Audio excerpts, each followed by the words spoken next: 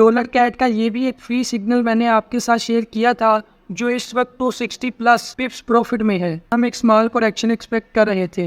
ओजी dollar का भी signal मैंने 13 जुलाई को ही सेंड किया था। इसका भी 400 पिप्स का टारगेट हिट हो चुका है। लास्ट वीक में यूरो 140 पिप्स हमारी फेवर में मूव किया है।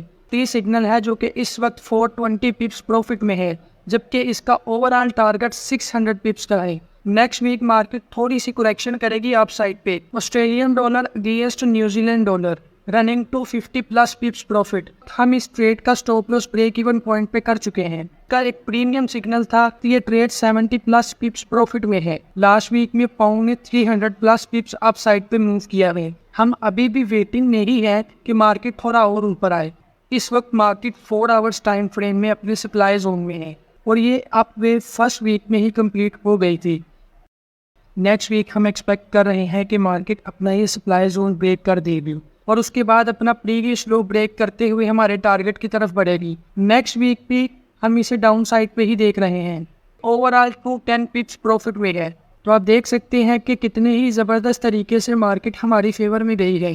कंफर्मेशन के बाद हम गोल्ड बाय करेंगे। तो जैसे ही संडे रात 8 बजे वीकली फोरकास्ट पब्लिश होता है, उसमें भी पॉइंट आउट कर दिया जाता है overall long term trend up side पे चल रहा है। गाइस, जितने भी फ्री सिग्नल होते हैं वो ट्रेडिंग व्यू और ट्विटर पे सबसे पहले शेयर किए जाते हैं।